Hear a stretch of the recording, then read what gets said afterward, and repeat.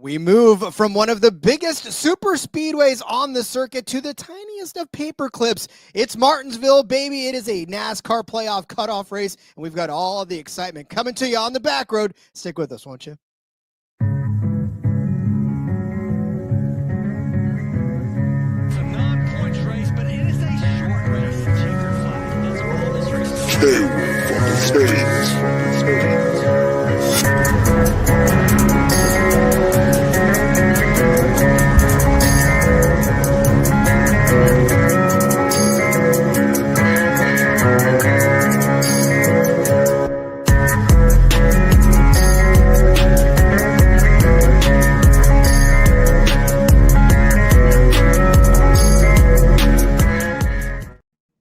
What's going on, everybody? Welcome into the back road. My name is not Rod Villagomez. My name is Elliot Hicks. There we go. But with me, I do have Rod Villagomez. Just 2 races left in the NASCAR season. We got Martinsville and we got Phoenix. And like you said, one of the biggest tracks to one of the smallest tracks. And we always said for years, because of Dale Jr. about 20 years ago, when he said, it's Bristol, baby. I like the it's Martinsville, baby, for a nice little short track night race and weekend of fun. I feel like Bristol, while they may own the it's Bristol, baby, I think the sentiment is always there on short tracks because this is obviously next to super speedway racing, one of the more exciting types of racing we have on the circuit, the beat and the banging, the close quarters, the tempers. And of course, Elliot, with this being a cutoff race again, all of that drama goes along with it. And yeah, this is definitely a great way to head into the championship round and say goodbye to another exciting NASCAR season. Yeah, this really is going to be high stakes. All 3 of the series, their final race before the championship 4. And the phrase I keep wanting to use, I almost used it right there, was a good old short track Saturday night. And of course, we'll have that on the Xfinity side, but it'll have that same sort of feel on Friday evening and Saturday late in the afternoon into the night for 500 good miles there. Lots to talk about, of course, as always tonight. We'll look back in the rear view at an exciting weekend at Talladega, talk about the standings updates heading into the final race of the round of 8. And give you some silly season news that's been rumbling around this week. In the Horizon Forecast, we will break down the wonderful half-mile paperclip that is Martinsville Speedway. And then in our parking garage props, we'll give you our best bets for the Cup, Xfinity, and Truck Series races. As always, tons of people to shout out. First of all, just you, Rod, for rolling with us a lot this season. Everyone that has hopped into the IBT Racing family as well, super special shout out to those folks. It's been a fun year over there. If you haven't joined yet, it's going to continue to be fun next year and even the next couple of weeks as well. Seth and I give you our full weekly NASCAR betting cards. We have an entry in our memorabilia giveaways, which Seth told me earlier he was going to put one in here, that he had one that we were set up for, and I don't see it. So Seth, busy over there running the back end and in between media. We'll have to harp on him for that one. Also gives you access to the exclusive weekly betting model that we've got going on. Of course, you still get a preview of that each and every Friday morning. I'll put out an article, breaks down what we have in there, gives you some extra picks, and you get a look at the top 10. And the most fun part, joining the conversation with all of us, myself, Rod, Seth, Ryan from My Fantasy Race, and all the great people over there. With that purchase now as well, you get into the IBT football family, which gives you all those same sorts of perks. And Rod, I'm excited for that as well too, because now, my big thing in the background, I focus on NASCAR bets, and the rest I kind of have to shy away from. But as of November 1st, the wonderful people at the NCAA are allowing employees to bet on a little bit of everything in professional sports now. So you will see me more often in that IBT football family as well as I relearn how to bet the NFL. I tell you, we haven't missed much. It's all the same. Only the names have changed is what they tend to say. But no, that's exciting news as well. I mean, obviously, let's worry about the professional athletes betting on stuff, but employees, who have no outcome, let them feast. And I'm glad, Elliot, that you can come out of the shadows and be a working member of the betting community, all above board. Yeah, it certainly will be neat. Try to regain some of my NASCAR winnings. And yeah, I didn't even think about the thing to a heck of a day in terms of gambling. But like you said, all above board here, everything above board here at In Between Media, and everything above board with the rest of our wonderful partners as well. The audio version on Apple Podcasts. I appreciate everyone listening over there. Everyone down in Western Tennessee, 101.5 FM, 8 o'clock Saturday nights. That's been fun to be on terrestrial radio as well this season. Links to all the fun stuff we've been talking about down in the episode description. Don't forget to like, subscribe, comment your picks for the weekend as well. Marcus hopping in the chat so far. I wonder who his pick is. Christopher Bell still in the round of 8. He thinks that JGR will sweep the round of 8 with Bell winning and getting the championship, and even a little practice and qualifying prediction for Marcus. He's really almost doing the work for us at this point. So appreciate you there, Marcus, and appreciate everyone who's tuned in right now, who's tuning in throughout the night, and who's tuning in on the replay. If you don't get a chance to watch us live Thursday nights, we appreciate you tuning in whenever. It's going to be a fun one. Before we can take a look at the paperclip, we got to take a look back in the rear view at a wild weekend at Dega.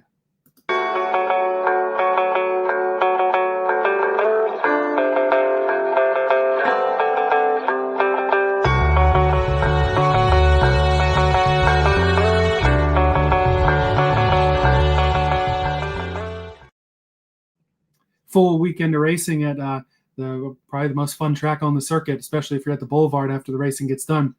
Truck Series Friday night, Gio Ruggiero, pretty dominant in that race, wins his first career Truck Series race. Cash Seth, a pretty nice ticket there on the outright, as well as me hopping on the top 5 there. Xfinity side, Austin Hill is inevitable, wins yet another super speedway race, and locks his number 21 into the owner's Final Four. On the Xfinity side, the points are especially weird because you have the 19 with multiple drivers in that owner's Final Four, and you have Austin Hill and the 21 in the owner's Final Four, but his unfortunate actions as a driver taking him out of the chance to run for the Drivers' Championship. That'll throw a wrinkle in things for sure. And on the Cup side, Chase Briscoe claims victory, and he will race for a title in Phoenix. Rod, Briscoe is having an exceptional playoffs. When you look at the stats, his average finish in the playoffs is 5.63. This would be the best average finish seen in the postseason since Martin Truex Jr.'s championship year, when he averaged a 4.3 average finish in 2017, and it's on pace to be the 6th best all-time between a couple of Jimmy Johnson master classes in 2013 and 2008, when his average finish was 5.1 and 5.7. Briscoe was a guy that we all talked about as the guy who had a pretty good start to the year, had some wrinkles to get through, learned how to drive these JGR cars, got that win at Pocono when Seth and I were there, and was one of the hot commodities going into the playoffs. He's impressed me even more than I expected. I thought maybe he had the chance to get to the championship 4. I thought maybe it'd be a bridge too far for him. He ends up proving me wrong, gets it done, has 2 wins in the playoffs now at Talladega, of all places, too, to be clutch enough to pull off the victory. Briscoe now heading into Phoenix, it definitely has to be one of the favorites. I think it's funny because when he quoted himself saying, I didn't know how to drive these types of cars. I didn't know how to drive a car this good before, right? And we joke and we laugh and we're like, yeah, okay, they're professional drivers and they should know how to drive any car. But I mean, think about it this way. You go from driving, a Pinto to driving a Mustang. Like, there's a huge difference, I guess, in Toyota. I don't know what the low end of Toyota is or what the high end of a Toyota is, but if in Chevy terms, stuff comes across, yeah, exactly right. So a luxury vehicle versus a clunker, yeah, there's a learning curve to it. And boy, once Briscoe got the hang of it, you're right. This is going to be scary, not just for this postseason, the rest of this postseason, which is obviously just one race, but next year, right? As this momentum builds and to see what kind of a driver he can become in this JGR team. And yeah, I mean, I reluctantly am on the Briscoe train because I don't want to always jump on these. Cody goes very heavy on folks, and sometimes I have to tamper his expectations. I'm like, just calm down a little bit, Cody. But now, I mean, it's right with Briscoe. He was absolutely on point, and I'm coming around to it too. Yeah, nothing wrong with being a little pessimistic, especially, he only had the 1 win at Pocono in the regular season, but ended up really turning it on in the playoffs. And I didn't even think about next year, too. They will be exciting to watch. Joe Gibbs Racing, of course, now has 2 of their cars locked into the Cup Series. And as TK says, interesting to have 6 championship drivers next week for Xfinity. And yeah, a couple of those guys, too, that are locked in, the 19 of Almirola and the 21 of Austin Hill. Those are some drivers that, to say the least, they'll do a lot to win a title, even if it's not the driver's sense that they'll have it. To win it for those owners, I'm almost worried about it. We'll talk more about it next week, of course, for the Phoenix show, but it does worry me a little bit on that front as to how those guys are going to race. Well, and for Austin Hill, too, you want to talk about just a giant chip on his shoulder anyways, because you heard him you heard him in the interview. We were like, look, all the haters can shut up now because I'm still Austin Hill. And yeah, you are. And we've constantly said that you're probably going to pop up and you're probably going to win races and you're probably going to do well on tracks that you do well at. But the shine is off the apple. And, I think Austin Hill showed us who he really was. And as far as a fan base, I mean, okay, you can still be a fan of Austin Hill. That's fine. But I think betting on him is not necessarily the way to go half the time anymore, just because you never know what you're going to get. And I don't like the risk. Yeah, definitely a risky driver, and will be risky for the bets next week at Phoenix. With the bets at Talladega, I mean, I said as much in the Discord. Even for my typical volume betting strategy, I ended up with a few too many bets for Talladega, but I still just about broke even. So I'm considering it a win for the week, especially because late in that race, both late in stage 2 and late in the race, I had bets on Kyle Larson for a stage 2 win at 12-1 and a 20-1 outright that unfortunately ran out with his gas tank on the back straightaway, but still was able to nail a couple of bets. Like I said, the Ruggiero top 5 at plus 325, Leland Honeyman in the Xfinity race, another guy consistently running top 10 there, was able to not screw it up for himself entirely, still ended up in 8th place, hit that at plus 250. The race to go to overtime, I think Trav put it in the Discord Monday or Tuesday, immediately was the most obvious bet of the week, and of course it cashed to 2-1.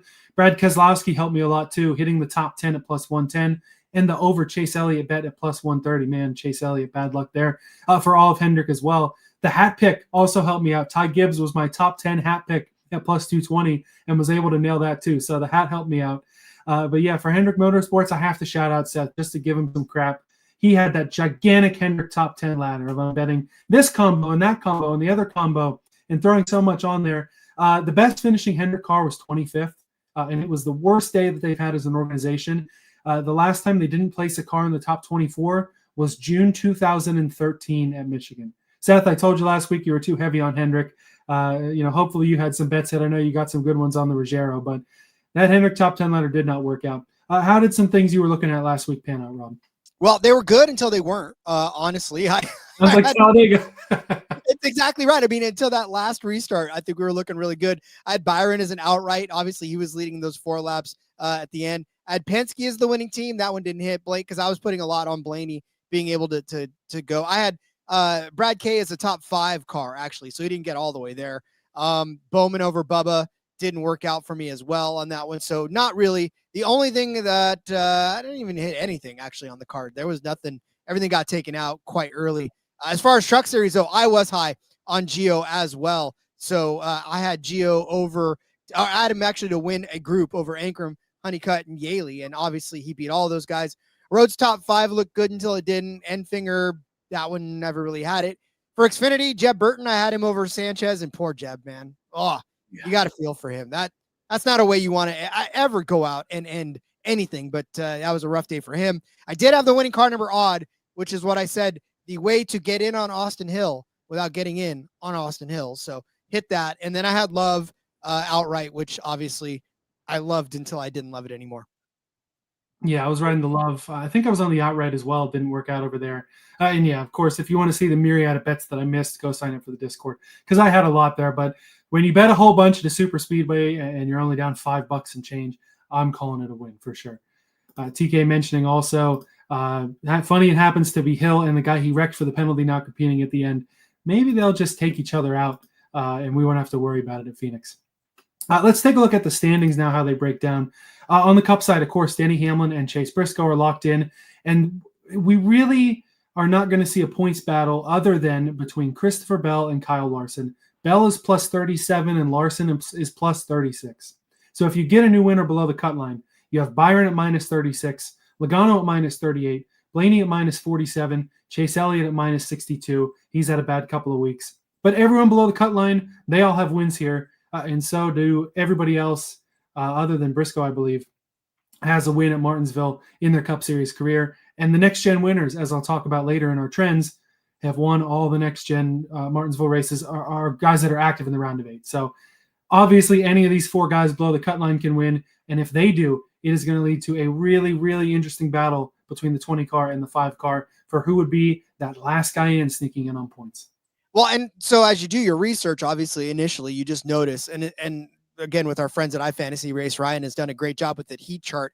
If you look at the top 10 in that heat chart, it's so green, you'd think it's a forest because after that, there's so much yellow and orange that there's not a lot of, you have a green will pop up here and there, but you notice the constellation of power is up top and it's among the guys that are playoff drivers. And so this, just by sheer numbers alone, is going to be a very choppy race, notwithstanding that being a playoff race as well and a cutoff race. So Yeah, there's a lot of drivers that we're going to be talking about that are playoff drivers, and really, honestly, that's probably what is going to end up happening is these guys are going to consolidate to the top, and you're going to see a block of maybe yellow or green or whatever they highlight the color of, and they're all just going to be up there in the top 10 fighting each other for the win.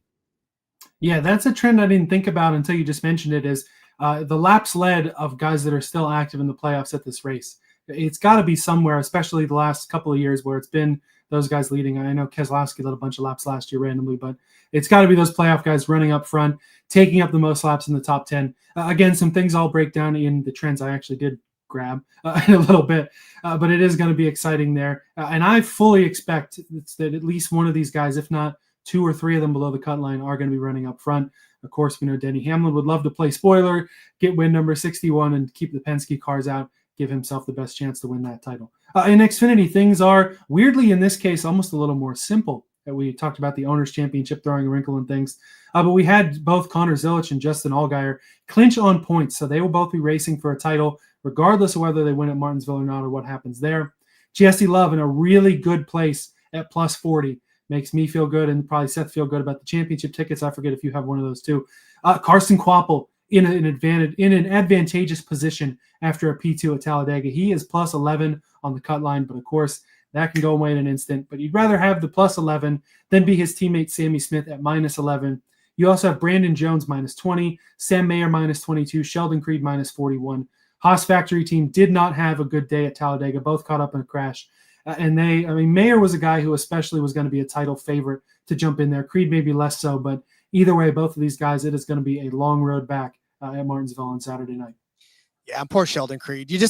Every interview that he does after something bad happens, you just feel for him because he's got the puppy dog eyes with the glasses, and he's just sitting there going, man, I just hate it. I wish we wouldn't keep doing this. But if there's anybody that can bounce back, Elliot, for at least a second place finish, it's Sheldon Creed. And I pretty much think that this is an opportunity for him to just go out because honestly, you have nothing to lose, everything to gain, nothing to lose for Sheldon Creed. And I think that's a very powerful position to be in for the 00. So we'll talk about him later on in the episode, but I like where he's at.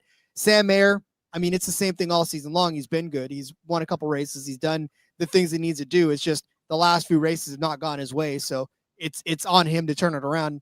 And yeah, I mean, like I said, that's a good position, but I love where Sheldon Creed is at. He may not, but I do. Yeah, that is a good point. You know, Smith, Jones, and maybe even Mayer can all try to play the stage points game and do all that. You can't do that at minus 41 and having to pass all those guys. So Creed, if there ever were a time to get a victory for Sheldon Creed on the Xfinity side, Saturday night would be a great time to do it. It will be fun to watch that. I mean, sometimes I'm more excited for these Xfinity races than for the Cup races, even this late in the year. And especially with what we saw in the spring, I feel like that can get a little messy. On the truck side, when we talked about it, when Corey Heim advanced at the Roval, I think it was you and I on the show, and we were talking about how the points could break down with how close it was. I said for Heim, he would want he would want the chaos to fall in such a way that he had Carruth, Ankrum, and Honeycutt as his folks that he'd be racing at Phoenix. The 3 drivers above the cut line right now are Raja Carruth at plus 14, Tyler Ankrum at plus 8, Caden Honeycutt at plus 5. So Talladega went pretty well for Corey Heim, regardless of his finish. Majeski is minus 5, so of course he can still sneak his way back in. For Lane Riggs is minus 6, almost skipped over him. Definitely not someone to skip over. He's probably the likeliest of these 4 to jump up into that championship 4. Daniel Hemrick and Grant Enfinger are going to have tough roads as well. Hemrick minus 32, Enfinger minus 40, as both had trouble at Talladega, and especially when things are as close as they were out of the Roval, definitely not a good day to have a bad day for Hemrick and Enfinger. Yeah, and what sucks for Hemrick is that he's been good on this track in his career, and he would have loved to have come into this without having to worry too much about how this race pans out for him. And now here he is pretty much fighting for his life. Thankfully, he has been good at this track, right? So that works in his favor. But by and large, like, you don't want to be 32 points down. You would much rather have been 5 points on the cut line like Majeski, or even 6 like Lane Riggs, and have a little bit of wiggle room. This isn't so much where I think obviously he can win, and the best way to get in is to win, but obviously it's still points. But that's such a hard task in this sense, especially on a race as short as this, Elliot. This is not a long race for the trucks at all. No, and for the little shade that I threw at each of Carruth, Ankrum, and Honeycutt, all guys who are generally pretty solid at Martinsville, especially Ankrum and Honeycutt. Ankrum ran second here in the spring. Honeycutt, traditional short track guy who's run this track many a time in the late model. So for them to be in an advantageous spot, that's going to make things even harder on these veterans and these guys like Lane Riggs and Hemrick that have had pretty good seasons. Indeed. Yeah, this will be a fun battle too. And like we said, it's a shootout. I mean, it's only 105 laps, 100 laps. Yeah, it's not very long at all. So lots of beating and banging will be going on there too. Like I said, love a short track Saturday night or Friday night or Sunday night. It doesn't matter. Exciting to watch. We'll talk more about Martinsville in a minute. First, a lot of silly season news breaking this week. We'll start on the Cup side. One of the worst kept secrets in the garage the last week or so after it was announced Justin Haley would be out of the Spire 7. Daniel Saurez and his sponsor Freeway Insurance going to be going over to that Spire number 7 car. Freeway going to take the bulk of the sponsorship there, including in the Daytona 500. Advantageous collaboration there. And also announced today Zane Smith extending his contract with Front Row Motorsports, multi-year deal over there. And they also confirmed on Twitter that each of Noah Gragson and Todd Gilliland are planning to be back there in 2026. For Front Row, of course, it's all dependent on what happens in court in the wintertime that we'll keep everyone abreast of for sure. But them locking together a good little young trio that have had some bright moments this year, especially in a moment like this for Front Row Motorsports, having some guys with some upside, having a crew put together for a few years, it gives me some hope for that team to continue to rise up in the mid-tier ranks. Well, and then you think about just the fact that Gragson has been one of those drivers that has shown promise and hasn't been able to find a whole lot of footing. He's had top 10s here and there. He's had good runs here and there, but by and large, he hasn't put together a full season worth of consistency. Well, maybe with 2 teammates around him now locked in along with him and this team pretty much on the rise, we may see these 3 drivers, may see Gragson take a big step forward next year. And then obviously Zane Smith take a big step forward. Todd Gilliland still doing Todd Gilliland things. Like, I think we're good. I think that Front Row team has got some promise to it. Just as long as it's allowed to exist next year and is not sued into insolvency. But anyway, so a brighter outlook for the 7 car. I think that Spire knows that they can be better with that 17 than they have been. And Daniel Saurez knows he can be better than he was this year for Trackhouse. Probably a 1-year deal, especially with the craziness that is potentially slated to come for the 26-27 offseason, where there's lots of contracts expiring, lots of potential openings there, and some guys that Spire may or may not have taken a run at, guys who have new crew chiefs for Richard Totus Racing this year. Suarez going into that ride for next year. Nice little prove-it deal on both sides, seeing if Spire can get that 7 to the same level as the 71 and 77 have been this year. And Suarez, essentially, I mean, he's been put into a lot of wild spots trying to save his Cup career. This is just another one of those for the Mexican Xfinity Series champion. Yeah, to me, when I look at Daniel Suarez, and I almost feel it's not like Noah Gragson, because obviously those are 2 different types of drivers. But, when you look at Daniel Suarez, he's had the potential to be a race winner. He's won races in the Cup Series, right? He's done the things that he needs to do, but the consistency is still not there for him. And he does have good teammates. He's got Chastain. He's got SVG. I don't know where the disconnect is. I don't know where the fall off is when it comes to watching him win races one week and then run 25th the next week, right? It's very difficult to put together why that's happening. And I feel like that is why Trackhouse was like, well, sorry, you got to go because we don't know what to do with you on any given week. So let's give you to Spire and hopefully they can figure out something to do from you. So yeah, I think this is a good marriage. Obviously that 7 car, we've seen LaJoy do well in it before the 2 guys that are in there now. McDonald and Hocevar, I can't even say his name, but yeah, I think it'll be, and plus it'll be good for Hocevar to have Suarez there too, I think. And I think maybe having him, because Suarez is a likable guy. Suarez is one of those guys that is not too full of himself. He's a good solid driver and a good solid person. Maybe that helps the culture at Spire as well. Hey, no problem on Hocevar's name. Jimmy Spencer on Door Bumper Clear this week was calling him Husqvarna, so he was having trouble with it too. Fun little listen with Mr. Excitement. I'd recommend that after we're done with the show and you want to get some NASCAR news. Jimmy Spencer's always a good time, always has been. But yeah, for Suarez, kind of a numbers game in the sense that he's going to get forced out, obviously, by a bright young prospect, a pretty solid Cup driver in Chastain, and then your road course king, Shane Van Gisbergen. And it just shows just how much better the prospects are and the feeder system up to the Cup Series is. than it was, late 2000s, early 2010s, where looking back on some of those driver rosters, of course, not only with the rookie of the years, Kevin Conway, Andy Lally winning rookie of the years, things like that, probably wouldn't happen in this day and age. You may have some guys that had a longer Cup shelf life, and it's just all about timing. And Suarez has been the victim of bad timing at times, has done well with that adversity, but nevertheless more adversity than a lot of drivers deal with. So, of course, we're wishing him the best of luck and glad that he was able to find a Cup seat, because he is a guy deserving of one of the top 36 rides in the sport. On the Xfinity side, which he doesn't have to go back into unless he wants to in terms of next year. We'll start with the truck side. A little note, Landen Lewis, who won the Cars Tour championship this year, going to run part-time in the Truck Series with Nice. And then JRM is going to do the part-time thing with Raja Karuth. He'll run the majority of the season in the JRM number 88 next year. And the half rumors, half confirmed thing is that he will run the full season. He'll fill in the races that he doesn't have with JRM with Jordan Anderson racing. We've seen this happen a couple of times in Xfinity. I know Cindric, maybe 6 or 7 years ago, had to split between Roush cars and Penske cars. Ross Chastain had the Ganassi ride, had to split some races with JD Motorsports, something that's not unheard of, even though it hasn't happened in the last couple of years.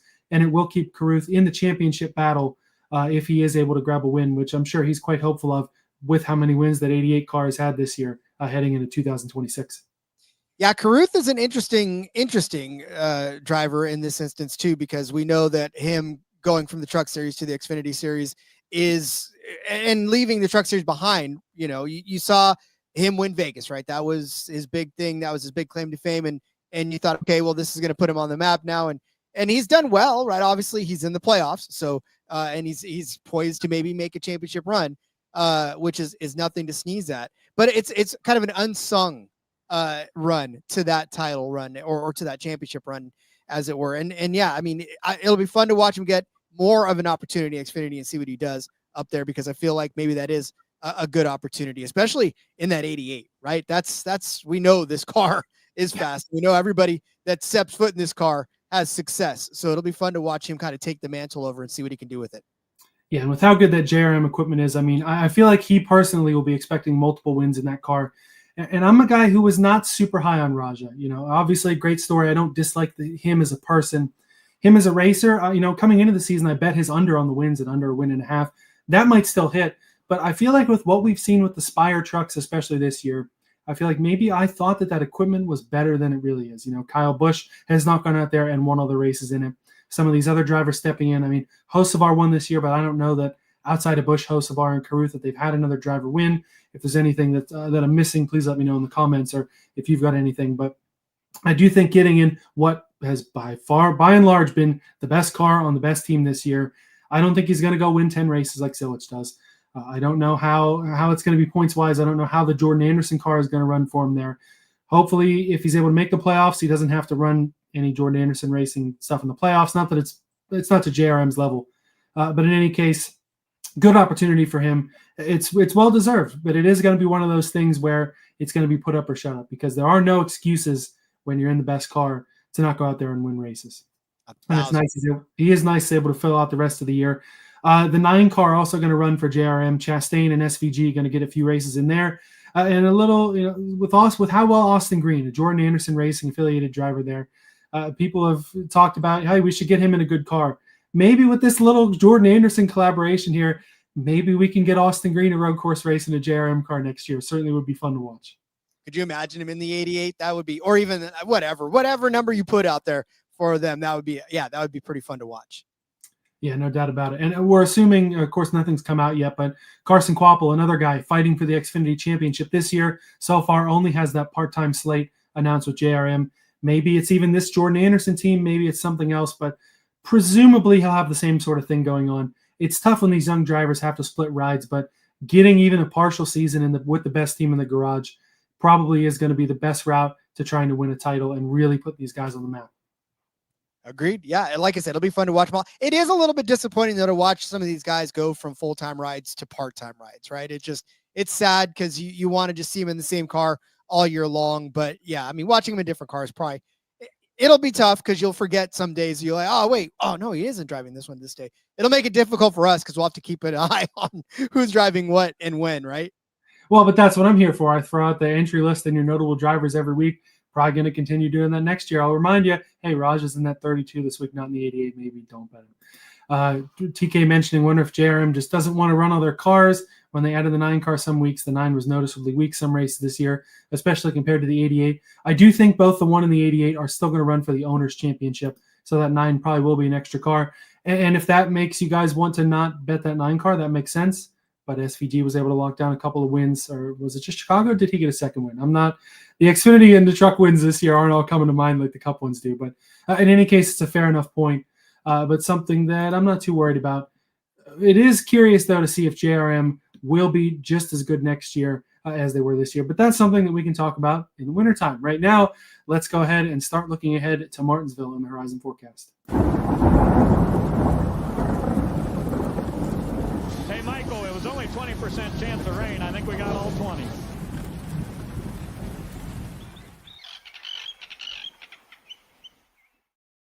All right, so like I mentioned, the entry list for the week. On the Cup side, your 36 regular entries, and Casey Mears running in the 66, reaching a heck of a lot of starts at 600 or 700. Good for him over there. 39 entries for 38 Xfinity cars. Eric Almirola in the 19, of course. And Justin Bonsignor will race the number 18. William Sawalich out with concussion-like symptoms after that hard hit at Talladega. Hopefully a speedy recovery for him. Probably best to just let him chill the next couple of weeks. Give Bonsignor that race back that he was supposed to have at Phoenix, and let him run that 18 car. You don't want to mess with those concussions, especially at such a young age. On the truck side, 35 entries. Brendan Queen will race that Spire 7. That's about the only one that's notable on the betting side to me. Of course, he's in the 11 car as well for Colleague, and we'll run that Colleague truck full-time next year. Some rumblings about that. Go look on Twitter, but nothing official. We will have all winter to talk about it. Something schedule-wise that I wanted to mention is it's probably not going to rain in Phoenix. This is the last week that we have to really watch out for rainouts, and there have been none this year amongst the top 3 series. It would be the first year since 1994 with none of the top 3 series having to reschedule a race for a rainout. So, of course, now it's going to pour on Saturday, and we'll kill that streak. But that's been something that I feel like we've taken for granted this year, not having to move any races around to a Monday or have Xfinity run after Cup or anything like that. As for now, the weekend schedule, truck practice and qualifying 2:05 tomorrow, Friday, of course, and then at 6:20 your green flag for the Slim Jim 200 on FS1. Yeah, it's not named after you, Seth. It's named after the beef jerky stick that tastes pretty good. 50, 50, and 100. So a 200-lap race, pretty darn short like you were talking about, the stage lengths there. Saturday, same as always, Xfinity practice qualifying 1 o'clock. 4:30, your Cup practice and qualifying, CW app and True TV as always. Then at 7:50, like I said, short track Saturday night, 7:50 p.m. green flag on the CW for the IAA Ritchie Brothers 250, 60, 60, and 130 your stage lengths there. So not all that much longer, honestly. But we get our classic 500-lap race on Sunday, 2:17 p.m. the green flag on NBC for the Xfinity 500, 130, 130, and 240 your stage lengths there. For the 500-mile races, or no, this is 500 miles. Good Lord, 500 miles around Martinsville. 500 laps, 500 miles. The 500s are something that we don't have as much as we used to, but I like it. It's old school racing, and it means more than anything else with a chance to go fight for a title. Don't worry. I did this all the other day. I was talking about 500 miles. Every time I said 500, I'd say 500 miles because you get conditioned to doing it. No, it's 500 laps. But you're right. 500 miles around Martinsville would be one hell of a show. Although I will say, Elliot, to go back to the trucks real quick, how about a huge shout out to Norm Benning, who, despite being on fire last week, literally on fire, is getting back in the truck again. 70 some odd years old, still in the trucks, still trying to drive, even though he was a roasted marshmallow last week at Talladega. Yeah, great point. Norm Benning with Pittsburgh roots, so shame me to not shout him out. It was nice that you knew he was okay when he was chatting with Bob Pockris and said, yeah, I'm okay. It was rough. It feels hot. Feels like a big sunburn on my body, but man, I'm just mad I got to go buy a new engine now for Daytona. So nice to see guys like Norm out there running, and glad that he's all right. And unfortunately, that happened to Talladega when he really could have pulled off a good finish there. But such is life in racing. Sometimes things don't go the way you want them to. Looking ahead to Martinsville, tire-wise, Cup Series teams will have a brand new left side tire for this weekend at Martinsville, which is designed to exhibit more tire fall-off than its predecessor. This left side tire was one of the formulas tried at a tire test at New Hampshire earlier in the year. If I recall correctly, I think it was Logano, Bell, and Chastain for the manufacturers that tested this out.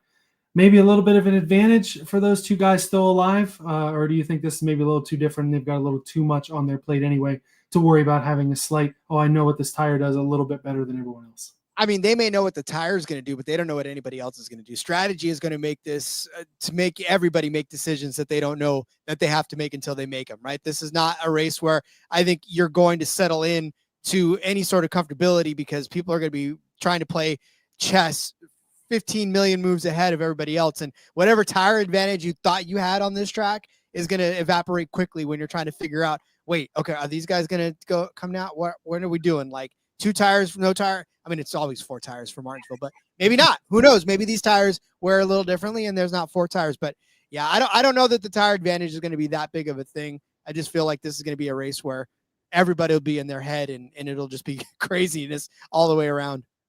Yeah, and I think it's one of those deals where it doesn't matter if the tire wears ridiculously so or not at all. You're still going to have to manage them over a 500 lap race. Thankfully not. 500 miles would be 1,000 laps, I think, around Martinsville. So that'd be quite a bit. I feel like even the best race would be a little worn out after that one because it is a beast. It's a small beast, little paper clip, but this track will test everybody. 0.526 miles to be exact. Short, flat track. We call it the paper clip for a reason, and it's a unique track in terms of primary comps. There's nothing that is exactly the same as Martinsville. When you look at secondaries, North Wilkesboro track, it will have a points race next year. Of course, it's had the All-Star race. It'll be a better comp when we can have all the cars on the track and it's not just a non-points event.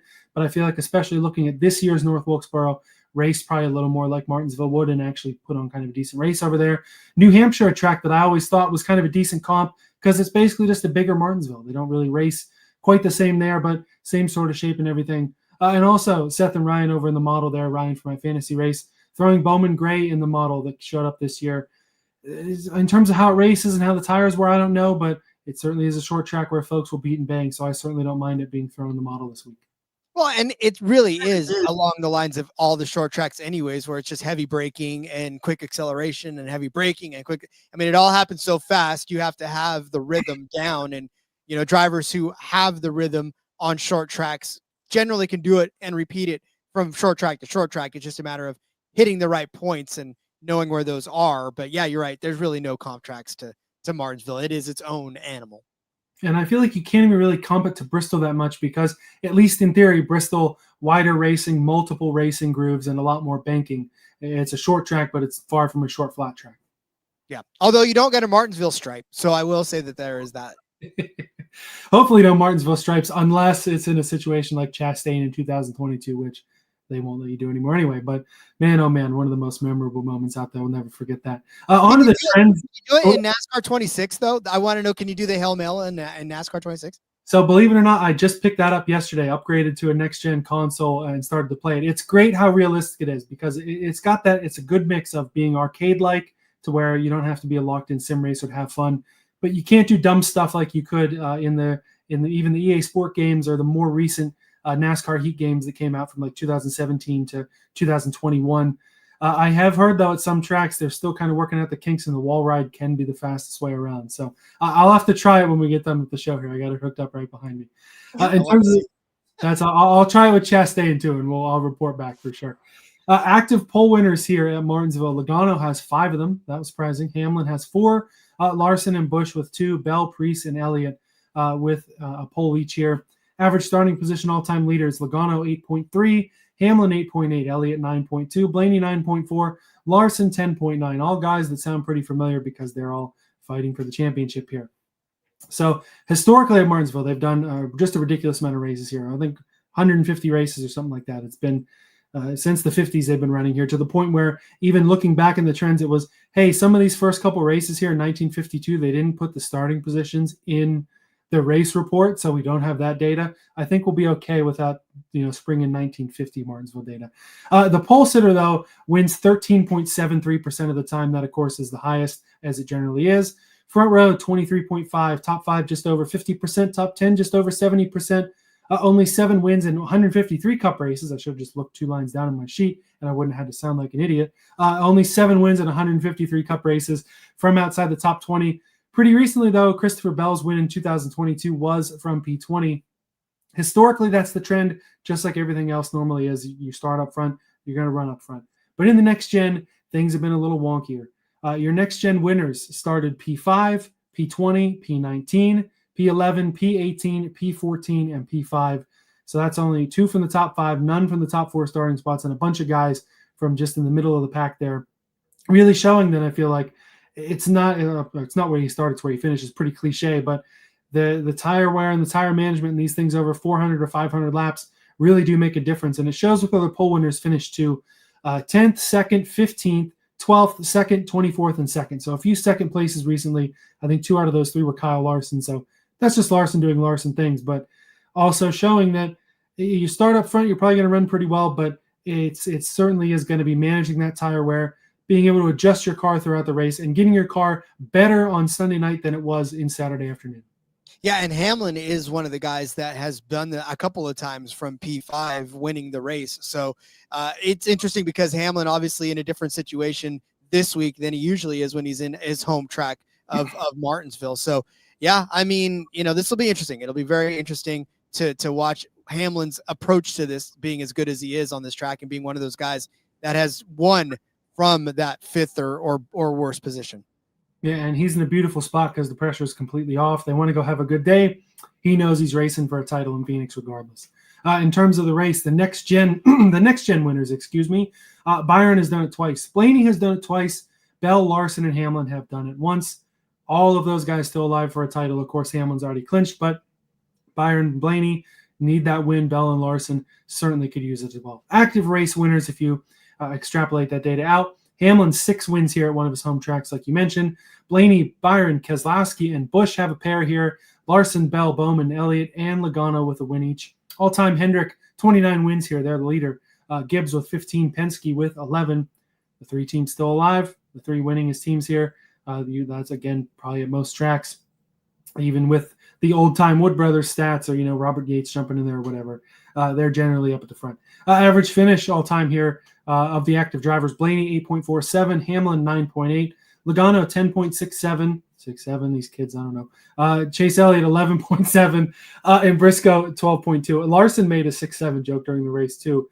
And Cliff Daniels had to go back and be like, hey, you tried to talk there a minute ago. I'm just making a 6.7 joke.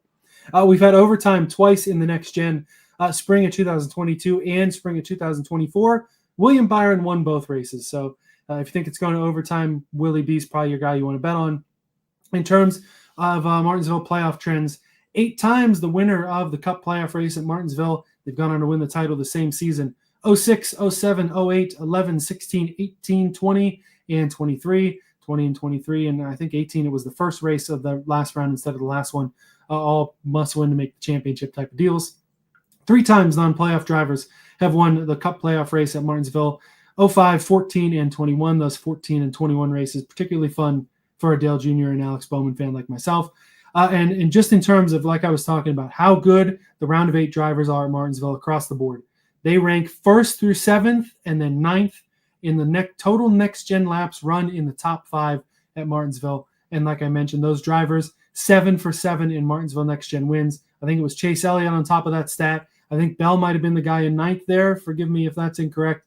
But in any case, it's not just they're all good drivers. It's not just they're all the points battle is the way it is. It's that these guys are the best drivers at Martinsville over this next-gen era.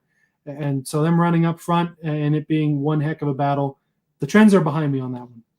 Yeah, and like we said, that chart, if you go to ifantasyrace.com, it is so green at the top, and it for good reason, because these guys normally find themselves in playoffs hunts, and they usually find themselves really battling for what is meaningful at the end of the year. And it shows in the finishes. It shows in the consolidation of power up the top. So absolutely think that is dead on, which leads us to one of those guys. Man, I was so on him last week and unfortunately didn't come through the way we want him to. And we got the ifantasyrace.com asterisk mark driver of the week, William Byron. He had a rough afternoon this spring at Martinsville and finished an asterisk mark 22nd in the race. Byron started 10th, was 9th on lap 30th, but during a caution around lap 31, the 24 team had a 23-second pit stop. And I mean, in the world of one lug nut pit stops, that is an eternity. Dropped him deep into the field.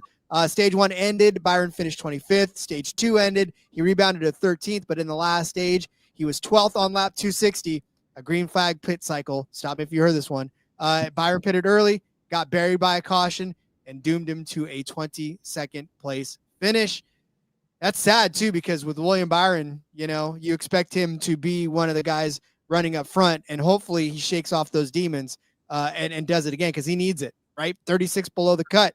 He needs a good day. Yeah, no doubt about it. And it's funny because Vegas and Talladega, Byron has had an asterisk mark round of 8 in general, which is why I feel like including him, even though I feel like Josh Berry was running up front, got hit on pit road, like dislodged the battery or something like that. He ended up running pretty poorly.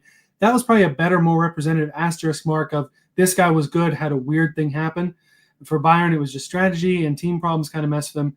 But important to note, because, of course, he's been so good at Martinsville and because the whole round's been an asterisk mark, running second at Vegas when Ty Dillon happens, and then was running top 5 there at the end, and Hocevar just a little too much of a push, knocked him from a top 5 down to the mid-20s and really killed his day there. Whole asterisk mark round that unfortunately puts you in a position where you're going to have to win, even though he'd be right up there in points if it didn't happen. But that is the beauty of the playoffs. Love them, hate them, despise them, root for them. That's the way she goes sometimes. We'll take a look ahead to Martinsville and our best bets of the week in the parking garage props. Here we go.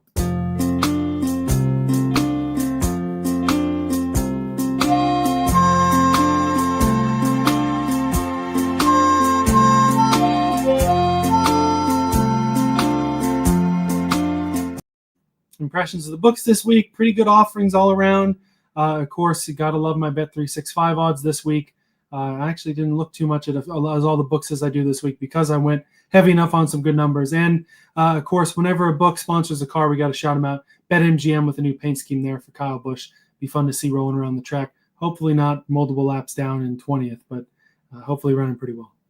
I mean, for as chalky as we think this race is going to end up being anyways, I did think we got some pretty decent offerings and some odds for those. Got pretty creative. Love the top 10 options this week in some cases as well. So, yeah, I mean, they haven't let up. I know football season is the all-powerful juggernaut that takes up the bandwidth of everybody, but thank you, books, for continuing to give us at least a decent amount of offerings. And, hopefully next year they'll build on this because we've got some really fun bets that we've seen come across the pipeline this year, and I'm hoping that they get and continue to stay creative as we go to another year of NASCAR betting. Yeah, and correct me if I'm wrong, if it was different, if it was still a pretty expanded offering at the end of last year, but it does feel like the first year where even deep into the heart of football season, we're still getting not just the regular outrights and stuff that we get, but we're even still getting the Xfinity top 10s over on ESPN Bet and a lot of different offerings. Of course, there's still more that we hunt for because we're degenerate bettors that will throw money on an over-under 17th place for Carson Hocevar, even at a track like Martinsville. But definitely nice to get a pretty good extended offering this late into the year. Yeah, and definitely always take the over on that 17th place. Just a public service announcement. Yeah, certainly at Martinsville. No Hocevar on our card this week, but we'll start with BetMGM and my Ryan Blaney outright pick, plus 375. I took slightly worse odds. I saw him 4-1, maybe a plus 425 at other books. I used the bonus bet on this one because I could put more unit share on it because I'm pretty confident in Ryan Blaney. Of course, he's confident in himself, how excited he was after last year's win. He said it's no guarantee that we're going to go out there and win just because we've done it before. But SVG before the Roval also said, well, it's no guarantee that we're going to win. Goes out, smokes the field by 18 seconds again.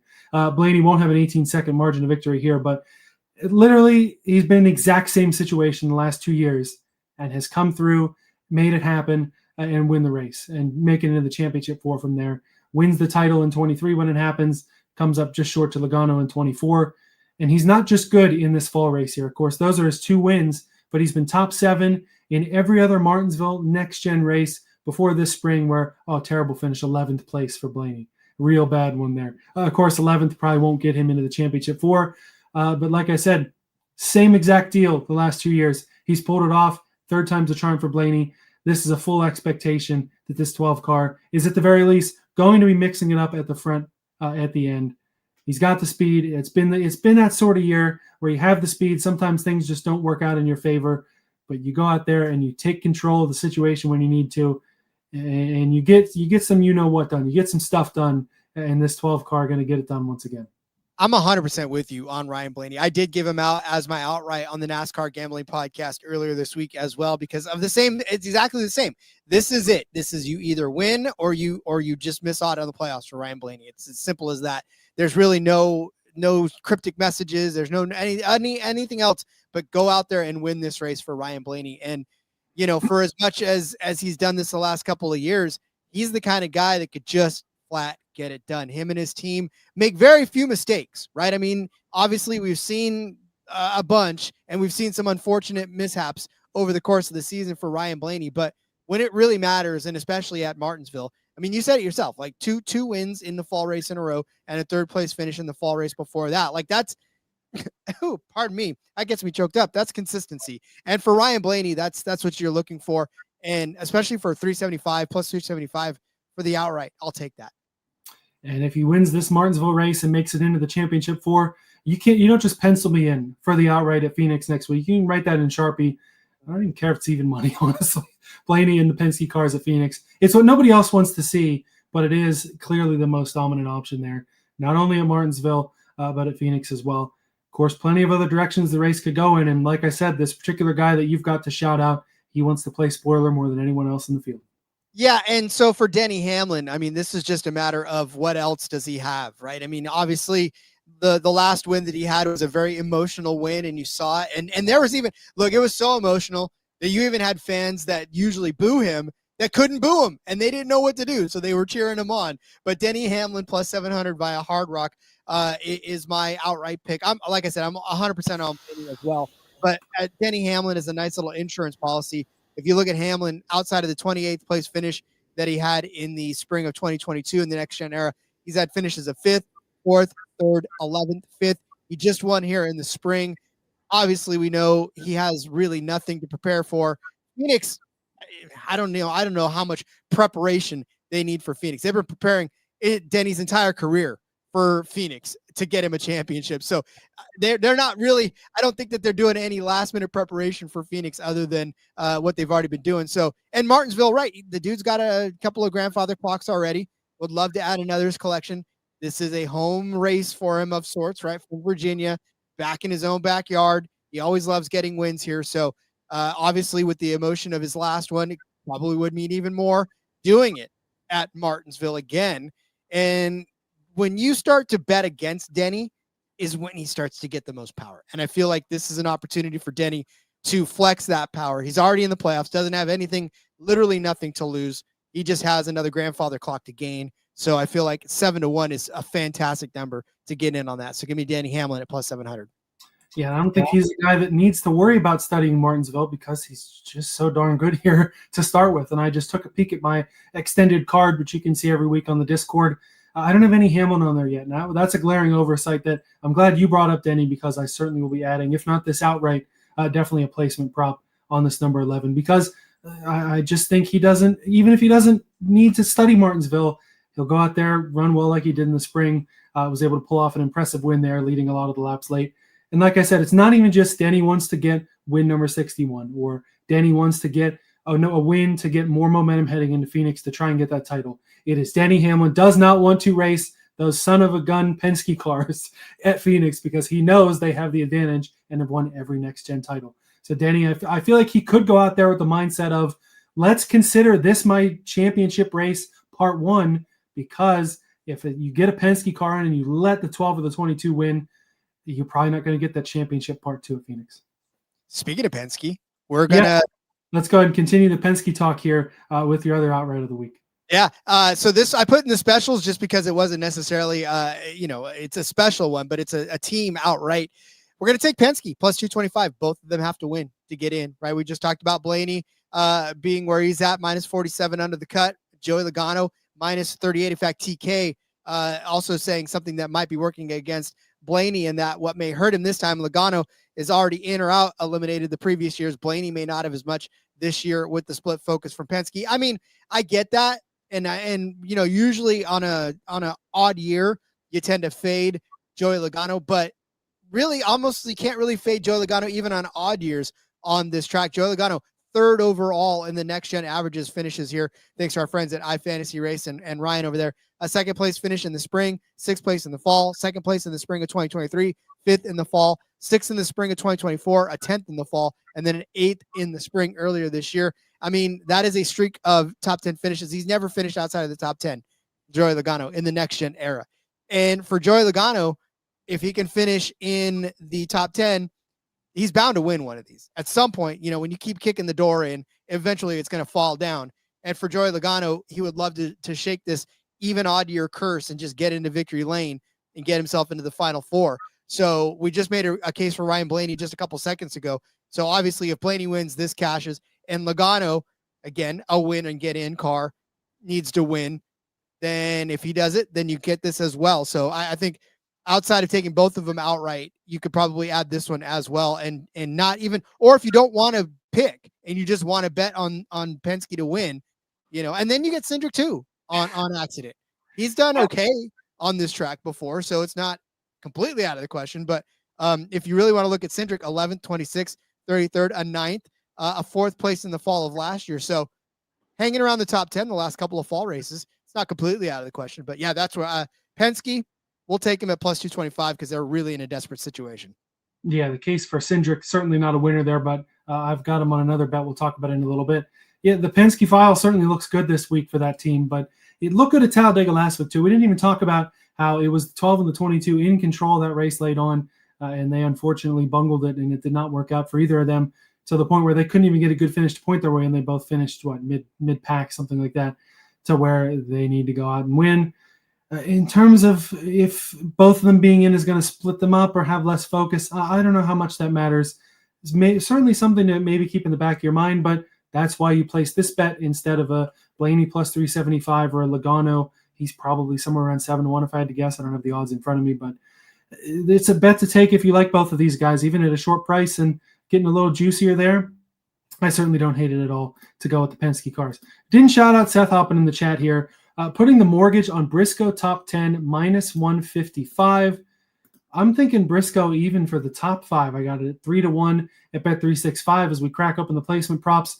I talked a lot about how Ryan Blaney was a guy that all playoffs I wanted to have on my card every week, and I really should have been thinking the same way with Briscoe. It was a big oversight on my part to not have a little bit of Briscoe on my card last week as he's able to go out there and win. Like we talked about earlier in the rear view and in the trends, it's one of the all-time great postseason runs in recent memory for Chase Briscoe. And he has really proved right those folks who said he could go on one of these runs, even proving right the people who were like, I don't know if he can make the championship 4. He'll fight for his right to win a title at Phoenix next week. But why not go and have a good run at Martinsville as well and really set yourself up? P9 in the spring, top 10 in 5 of the 6 other next-gen Martinsville races, and a guy who his other round of 8 appearance was Stuart Haas, 2022. I remember him mixing it up around the front. I think it was a strategy call. I don't think he ran up front the whole race, but a guy who even in those SHR cars could run up front of Martinsville when it matters. With the pressure off and just going out there and having a good time with just how well it's been, even when Jimmy Johnson didn't need to go out there and run top 5 and he had a good points cushion, he still went out there and ran top 5 and won the races. And that's the type of feel we're getting from Briscoe this playoffs. Yeah, Cody has actually named this Briscoeville. So he definitely, the 19 car, obviously with Martin in there. Yeah. So now it's Briscoeville. Well, it was Martinsville. He would always do so well. I figured that was where you were going with it. Wanted to make sure I got that in. Yeah, no, indeed. So, but look, if he's got to fight for his right to get in there, then Briscoeville and the Briscoe boys, I do, again, like I said, he's begrudgingly winning me over. And I think a top 5 bet for him is enough to bet Seth's mortgage on. So go ahead and put Seth's mortgage on the top 5 for Briscoe as well. Yeah, and even the top 10 at some juice there is definitely worth looking at. I may even flip the positional props for the next positional prop that I have. But let's go ahead and crack open your top 5 for the week first. Well, Elliot, what do we always say? If you punch me 7 times, that 8th time you're swinging, I'm ducking. And it hasn't been exactly 7 times for Chase Elliott, but it has been 3 of the last 4 next-gen races. Chase Elliott has finished inside of the top 5. You're getting even money on DK for this. You don't even have to pay a whole lot of juice on this one. But Elliott with finishes of 3rd, 2nd, and 4th in the last 3 next-gen races here. 3rd in 2024 in the spring, 2nd in the fall, and then 4th earlier this spring. But it isn't as if his other finishes have been terrible. He had 3 top 10 finishes in a row to start the next-gen era, 22, the first race of that year, 22, the second race, and then in 2023, in the first race, he got a 10. 17th in the fall of 2023, so not a good day there. But again, Chase Elliott, another one of these guys that is going out and needs to win, right? So my philosophy on a lot of these bets too this weekend, be it Cup, truck, or Xfinity, these guys that are below the cut line, they are going to be swinging for the stars, right? They got to be swinging for a win. Elliott, 62 under, has to be aiming for a win. And if he misses, chances are he's going to miss in the top 5. This isn't like Talladega where if you make a big mistake, you can go from second to 36th in a heartbeat, right? If you miss on strategy, if you miss on something, you're probably still going to be close enough to the front where you were, unless you get wrecked out, which we don't see a hell of a lot of that around here either. So, if Chase Elliott misses for the win, he's going to land somewhere in the top 5. And I think even money for that is not a bad place to go. Yeah, and unless someone moves you out of the way, like we saw with Chase Elliott, was that 2017, Denny Hamlin gets into him. It's just short track racing. Definitely not something I'm expecting for the 9 this week to get punted out of the way. Fastest in the total speed ranking both races last year. I know last year, but he's got the trends behind him, and a guy who, like you said, if you need to go out there and run up front, and you have a good team behind you, and you have some momentum, even though it's been a pretty crappy last couple of weeks. Talladega, you can't control getting involved in a wreck.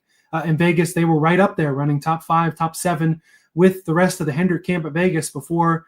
It was some sort of pit penalty. I don't think it was a speeding. It was some uncontrolled tire or some thing like that ended up dooming the 9 car to, again, potentially an asterisk mark round of 8. But you don't get any sympathy for it, and we're not going to look back at it next year. It's just going to be, hey, you didn't make it. But he'll want to not have that be the memory you look back. He'll want to do what he did in 2020, win this race, win a must-win deal, and go out there and try to win a second championship for the series' most popular driver. Popular drivers winning is good for NASCAR. Unpopular drivers winning, good for NASCAR too. So Elliott or Hamlin, potentially the best look for the fans, even though NASCAR probably doesn't want Hamlin to win, but that's for other reasons. Yeah, no. Well, no, they want him to win now, right? Because all of a sudden, what's the face turn is what he had. He was a heel before. Now he's taking a face turn, and everybody wants him to win. So Denny Hamlin, cheer for him now where you were booing for him before, WWE terms. Yeah, almost like what we've seen with Kyle Busch. If you go so long without winning the thing you want to win, we all want you to win the thing a little more. Everyone rooting for Kyle Busch to get back to victory lane next year because it's not going to happen this year. Looking at the top 10s, Briscoe and Bubba Wallace, 2 guys that have run really well here. And I picked Briscoe for the top 5, Bubba for the top 10. I almost may add the inverse and go with a Bubba top 5 and a Briscoe top 10, feeling more confident in the other way because Bubba Wallace has run really well at Martinsville of late. I've got the top 10 at plus 130 and the top Toyota at plus 750 for the 23. 5 of the last 6 races here, he's run in the top 11, P4 and P3 in the last 2 spring races. Pretty impressive. The only asterisk on that, the only poor finish was last year when they were running kind of crummy and ran a lap a second and a half slower than the rest of the field to try and let Bell by. That didn't end up working out, but generally a guy who has run really well at Martinsville of late. The only big risk here is that if you're going to use Loudon, New Hampshire as a comp, 23-11 really missed the mark in New Hampshire, and it cost both the 23 and 45 their playoff spots because they weren't able to end up recovering. They both ran really poorly there. But I'm assuming that just because the track is shaped the same, it's not going to race the same. Bubba Wallace says, what have you done for me lately at Martinsville has been really strong, and he's going to be a guy at the Xfinity car and the Xfinity 500, a little bit of synergy there too. Well, and I love this. And Bubba, we've watched the match racing process of Bubba, especially since becoming a dad. I know it's cliche. I understand it. But when you become a parent, it does change you in a lot of ways. There are a lot of things you look at so much differently. And the hot-tempered Bubba Wallace that we've seen, the guy that just loves to get into it, we've seen him tame himself. Now, granted, he's still that Bubba Wallace underneath the surface, and you catch it every once in a while in the interviews he does after the race. But look, as far as his driving is gone, you've seen the change. You've seen the top 10 finishes. Now you've seen the consistency out of Bubba Wallace. Are there still the eventual or the occasional races where he makes a mistake or somebody makes a mistake around him and takes him out? Yeah, but by and large, I think we're seeing a better Bubba Wallace, and these top 10s for him are starting to become, I'd say, almost automatic week after week.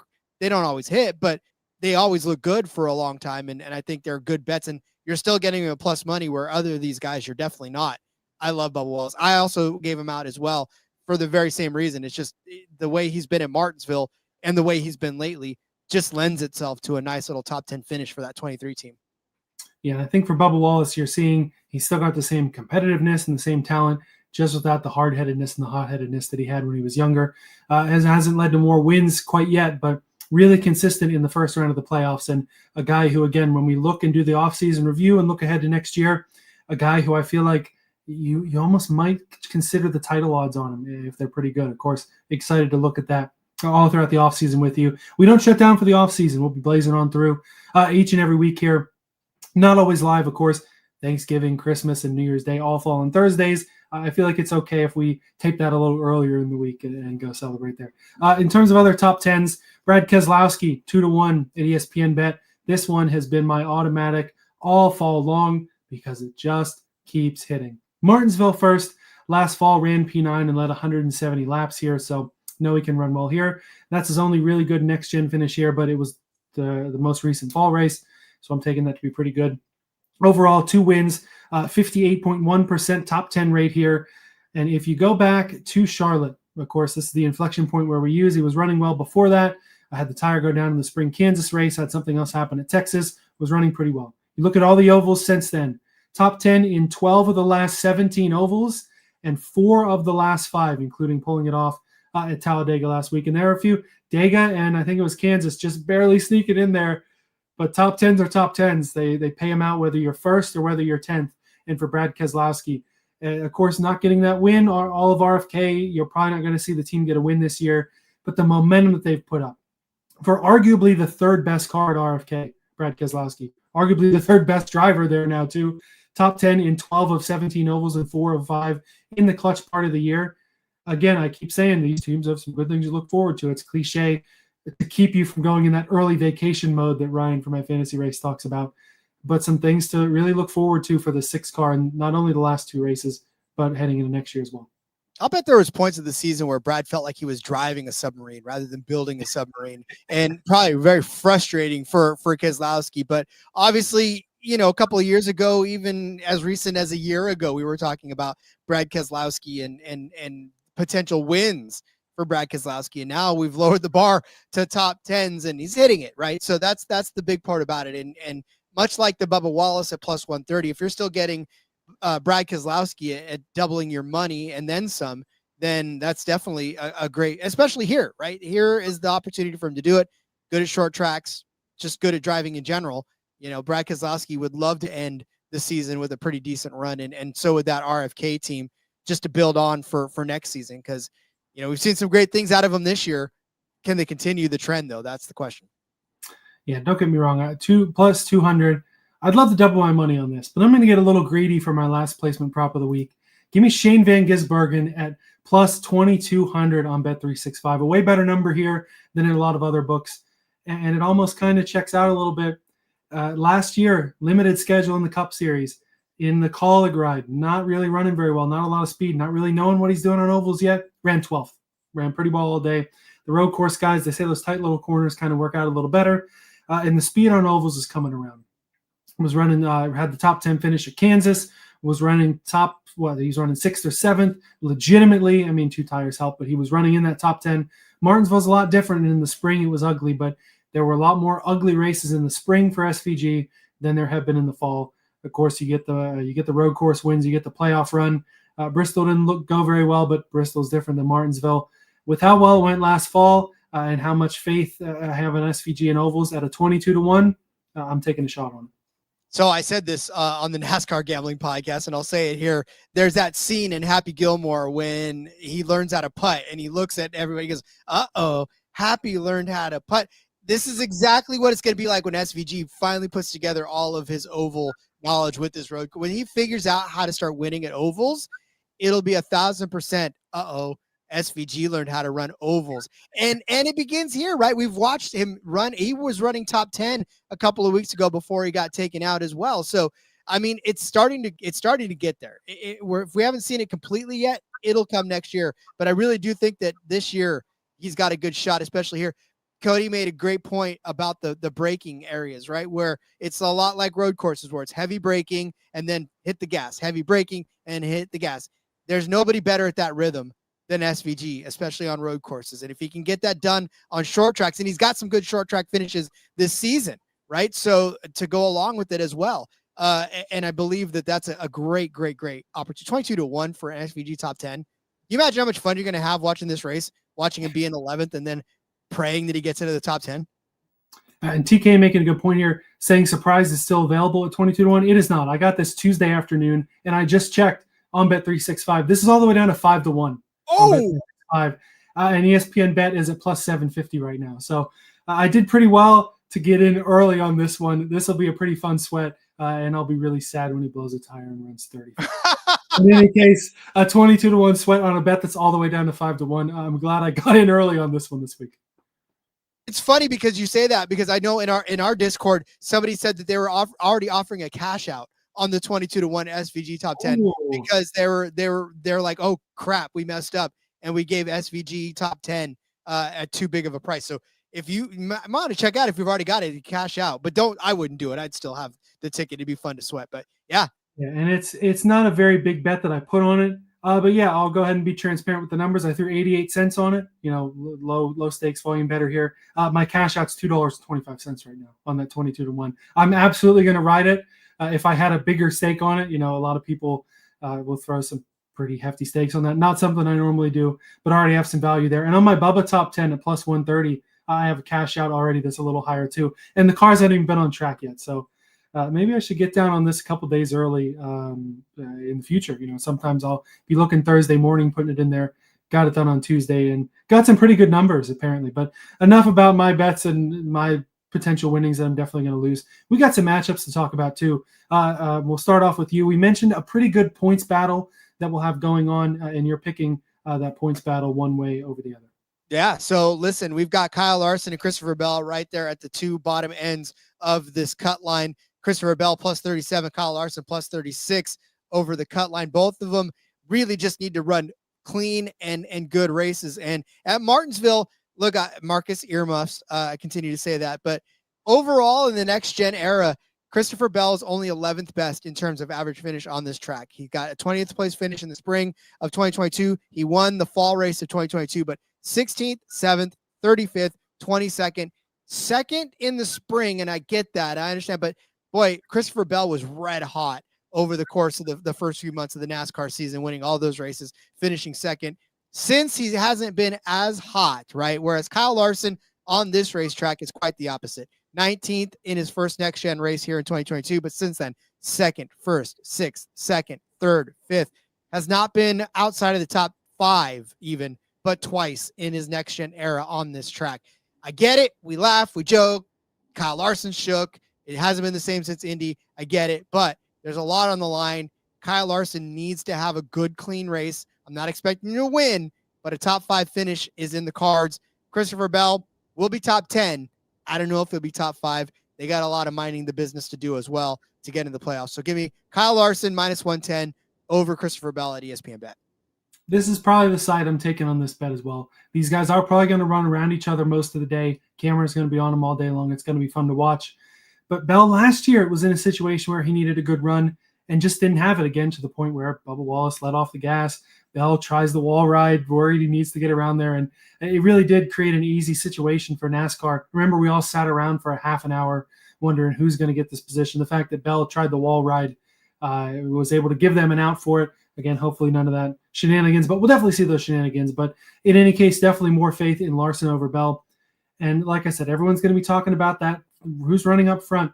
Who's in the playoff battle? I wanted to give myself some extra entertainment mid-pack. And this is a heck of a matchup number that I saw. Austin Cindric over Tyler Reddick at plus 160 on Bet365. Who knows if that one's even still up there? Apparently Bet365's numbers were extra good this week. But anyway, Cindric, we talked about it earlier when we were talking about Penske. 9th and 4th in the last 2 fall races, and a P11. Also 4 finishes outside the top 20, but some pretty good runs there. For Reddick, 1 top 10, 4 finishes outside the top 20. So Reddick, Reddick may be one of those guys at risk of being early vacation mode more than anybody else, especially with him being, with all the 2311 lawsuit stuff going on. He's in the most advantageous position in that most teams will, at the drop of a hat, they'll drop somebody to take Tyler Reddick in. He's got nothing to worry about. They're out of the playoffs. He's got the personal stuff he's got to be worried about. Of course, we're all hoping that goes well with his child dealing with all that. But if I can make a little money on Cindric running better than him, I'm probably going to do that. I've got a group bet as well that I'll mention real quick. Todd Gilliland in Group E, plus 260. This is against Daniel Suarez, Eric Jones, and Michael McDowell. Gilliland had some impressive runs here top 10s in the fall of 23 and this past spring, and 4 top 13s at Martinsville in the next gen. You look at the others, a little more of the same, but nothing too crazy. McDowell ran 12th in the spring, but nothing special otherwise when he was in these front row cars. The 99 outside the top 20 in the last 4, already knows he's out the door there. Not expecting anything from him. The 43 of Jones, a couple of mid-teens runs, but was really bad here in the spring, and legacy has kind of fallen off over the last couple of weeks. Gilliland in that pickle car. I'm not a big pickle fan, but I'm a big Todd Gilliland fan in this group. Yeah, absolutely love him in DFS this week. So give me Todd Gilliland as well. I love it. That closes out the Cup card. Got an Xfinity bet and a truck bet each. Starts off with Sheldon Creed, Rod, like you were talking about earlier, for a nice little top 3 at a solid number. Told you he's going to shoot for the stars, and if he misses, he's probably going to end up somewhere in the top 2 or top 5. Second place here in the spring of this season in that 00. 6th before that, 6th before that, 2nd before that, 27th in 2023 in the spring, but 2nd in the fall of 2022 in that 2 car. So he loves him some second place here. Sheldon Creed has to run well, and if he misses, he'll finish inside of the top 3. Yeah, he'll be fun to watch for sure, bulldozing through there. I got a top 10 bet, Jesse Love at even money. I thought this was a pretty good number for a pretty good driver. I mean, he's in a good shape, plus 40 on the cut line, but you can't rest on your laurels. You still got to go up there and run, and we've seen RCR and this 2-car run pretty well. Hill ends up going through the melee, winning in the spring here. And like I said, pretty decent stats here for Love. Crashed in that big mess we had in the spring, but 9th and 12th last year here. That would have hit this top 10 and comes close to it. Love in all the chaos. I'm expecting a pretty good solid day, and an even money for one of the top drivers out there for a top 10. Thought it was pretty solid. Love me some Love. I get behind this one easily. All right, on the truck side, you got a top 3. I got a top 5. Go ahead and start us off. Yeah, I got Daniel Hemrick. I'm taking him. He's another one of those guys that has a shoot for the stars, right? His playoff hopes rest on a win here. He did that in the spring this year. 9th place before that in 2020 or 2016, rather, the last time he was in a truck race. Like I said, these guys, these playoff guys have to shoot for a win. And if they miss, they probably won't miss too far. Daniel Hemrick won in the spring, should be a top 3 car. Plus 350 is just a great number for it. Yeah, I like this one a lot. He may be a guy that needs to go out there and win and do another backflip like he did here in the spring. I'm going to stay in the McAnally Hilgeman Racing camp and close this out for the year with one more Tyler Ankrum top 5 bet. Plus 275 on Bet365. Hasn't hit quite as often as it was. He's only got 8 top 5s for the season, but has ran close to it the last few weeks there. Of course, in a good spot on the cut line. Last 3 Martinsville races, P5, P8, and P2, right behind Hemrick in the spring. Like I said, 8 top 5s this year. Needs a good run to keep a solid spot above the cut line. And you talk about the team in general, McAnally Hilgeman Racing. They've won all 3 of those, the 3 Martinsville races that I talked about. A McAnally truck has won all 3. Eckes swept last year, and then Hemrick in the spring. This is a team that knows how to get around the paperclip. Even if Ankrum doesn't win, and I don't think he will, a guy who can go up there, run top 5, keep himself in position to go to the championship for. Really exciting time for that kid in his career. You had me at Ankrum. That's about all we need. He's been a darling this year, and you all have been darlings all year as well, down to, of course, the last show of the season next year, the last race show of the season. Again, we'll be sticking with you all off season long with some combination of the 3 of us, maybe a couple guest stars, maybe even stuck with a solo show somewhere in there. It's going to continue to be fun all off season long, just as it has been a great ride with you this year, Rod. Of course, best ways to support you, following at RJ Villagomez on Twitter or X, whatever you want to call it, NASCAR Gambling Podcast. I haven't watched yet this week, but it seems like I had a lot of synergy with a lot of your bets there. Maybe the bets are just this easy to pick. And, of course, looking forward to So You Like Sports getting back involved here as the winter goes on. I basically done your plugs for you. Anything else you want to touch on among the wonderful world of Rod? Oh, you got them all. You hit them. You're a pro, my friend. Hey, it's just at this point, we're a well-oiled machine, like I talked about before the show.